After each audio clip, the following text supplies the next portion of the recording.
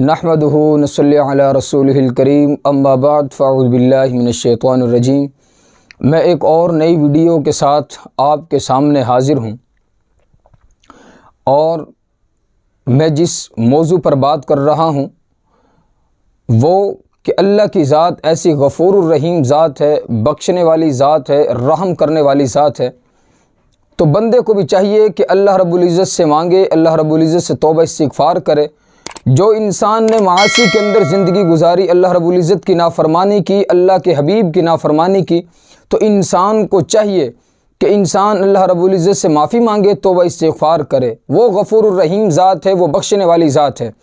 अगर इंसान ने जितने भी गुनाह किए हैं, ज़मीन और आसमान के जो दरमियान का खला है, इसको पुर कर दिया गुनाह कर कर के, समंदर के झाग के बराबर भी अगर इंसान ने गुनाह कर दी हैं तो अल्लाह की ज़ात माफ़ करने वाली ज़ात है। और आपने ये भी देखा होगा कि मेरी तकरीर जो होती है उसके अंदर सिर्फ मैं एक वाक़या अर्ज़ करता हूँ, वो इस वजह से कि बात को समझाने के लिए, ताकि आपको भी और मुझे भी वो बात है जो हकीकी मानों के अंदर सही समझ आ जाए। इस वजह से सिर्फ मैं एक वाक़या अर्ज़ करता हूँ और कोई इतनी बड़ी लंबी चौड़ी मैं तकरीर नहीं करता। मैं तो एक अदना सा तालिब इल्म हूँ और तालिब इल्म होने की हैसियत से आप हज़रात के सामने चंद मारूज़ात पेश करता हूँ। तो सुनिए कि नबी अलैहिस्सलात, तो सुनिए हज़रत उमर रज़ियल्लाहु ताला अन्हु का दौर खिलाफत चल रहा था। तो हज़रत उमर रज़ियल्लाहु ताला अन्हु के दौर खिलाफत के अंदर एक शख्स था जिसे अपनी ज़ुबान के अंदर हम गुलकार कहते हैं। वो गाने गाया करता था, गुलकार था, सिंगर था। आखिर जवानी है, कब तक इंसान के साथ वफा करती है। जवानी के अंदर तो लोग बड़े जोश और खरोश के साथ उसके जो गाने सुना करते थे, लेकिन आखिर एक वक़्त आया जब जवानी की जो बहार थी वो अलविदा कह गई।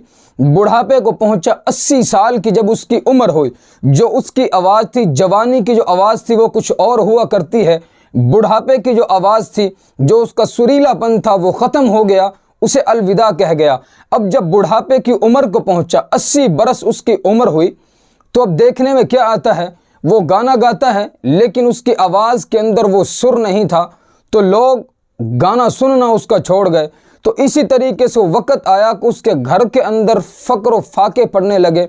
भूख और प्यास के साथ जो उसके बच्चे थे वो बिलबिलाने लगे, सिसकने लगे। फिर एक वक़्त आया कि आहिस्ता आहिस्ता करके उसने अपना घर का सारा सामान बेच दिया।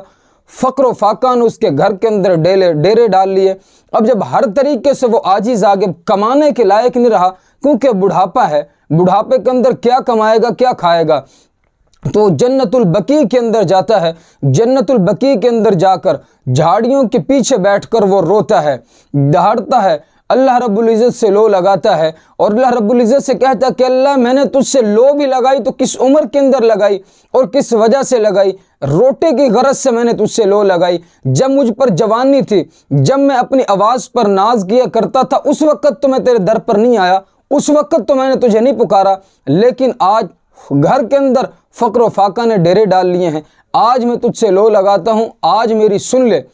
तो हज़रत उमर रज़ियल्लाहु ताला अन्हु मस्जिद नबवी के अंदर तशरीफ़ फरमा थे, आराम कर रहे थे। ख्वाब के अंदर अल्लाह रब्बुल इज़्ज़त की तरफ से इल्हाम होता है। ख्वाब के अंदर बताया जाता है हज़रत उमर रज़ियल्लाहु ताला अन्हु को कि जाओ जन्नतुल बकी के अंदर चले जाओ, वहाँ पर एक इंसान है और उसकी खबरगिरी करो। हज़रत उमर रज़ियल्लाहु ताला अन्हु वहाँ से फ़ौरन उठते हैं और उठकर जन्नतुल बकी की तरफ जाते हैं। जब देखते हैं कि वहाँ पे झाड़ियों के पीछे एक इंसान है और वो अल्लाह रब्बुल इज़्ज़त से लो लगाए हुए है, जब वो बूढ़ा शख्स हज़रत उमर रज़ियल्लाहु ताला अन्हु को देखता है तो वो परेशान कि हज़रत उमर रज़ियल्लाहु ताला अन्हु हैं, वो मुझे मारेंगे, कोड़े लगाएंगे। तो वहाँ से वो उठकर भागने लगता है। जब वो भाग रहा होता है, हज़रत उमर रज़ियल्लाहु ताला अन्हु उसके पीछे जाते हैं और उसे आवाज़ लगाते हैं कि रुक, मेरी बात तो सुन ले, कहाँ जा रहा है। वो कहता है कि नहीं, मैंने तेरी बात नहीं सुननी। तो हज़रत उमर रज़ियल्लाहु ताला अन्हु उसे कहते हैं कि मुझे उस रब्बे ज़ुल जलाल ने भेजा है जिससे तूने लो लगाई हुई है, मेरी बात सुन ले। तो वो परेशान हो जाता है कि अल्लाह रब्बुल इज़्ज़त ने मेरी सुन ली है और बराह रास्त सुन ली है। तो वो कहता है कि बस अल्लाह अल्लाह करता है और वो इसी तरीके से उसी हालत के अंदर उसका इंतकाल हो जाता है। और हज़रत उमर रज़ियल्लाहु ताला अन्हु होते हैं, वो बैतुल माल से उसके घर के लिए जो ज़िंदगी की और खुर्द-व-नोश की जो अशियाँ हैं, इसी तरीके से खाने पीने की जो अशियाँ, उसका जो महाना जो वजीफ़ा होता है उसे बैतुल माल से मुकर्रर कर देते हैं और लोगों को मुत्तले करते हैं, पैगाम भेजते हैं कि तजहीज़ और तदफीन का बंदोबस्त किया जाए। इसी तरीके से उसका नमाज जनाजा पढ़ते हैं, बैतुल माल से जो उसका वजीफ़ा है वो मुकर्रर करते हैं। तो इस वाक़या से हमें क्या सबक मिलता है कि जितनी मर्ज़ी हम अल्लाह रब्बुल इज़्ज़त की नाफरमानी कर लें, लेकिन अल्लाह की ज़ात गफ़ूरुर रहीम ज़ात है, अल्लाह की ज़ात माफ़ करने वाली ज़ात है। तो इंसान को हर हाल के अंदर चाहिए कि अल्लाह रब्बुल इज़्ज़त से तौबा इस्तिग़फ़ार करे।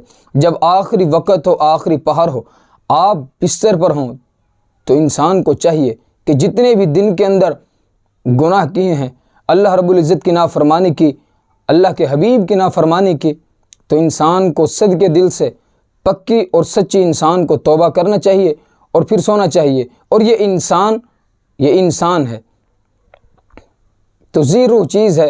ये जो सांस हैं जिन पर हम बड़ा नाज करते हैं, बड़ा फ़ख्र करते हैं, किसी के साथ वफ़ा करने वाले नहीं हैं। ये सांसों की लड़ी चल रही है, जब टूटती है तो फिर टूटती है तो इंसान बिखर जाता है। तो इसीलिए अल्लाह रब्बुल इज़्ज़त से दुआ है जो पढ़ा सुना गया इस पर तौफ़ीक़ अमल नसीब फरमाए। व आखिरु दावाना अनिल हम्दुलिल्लाहि।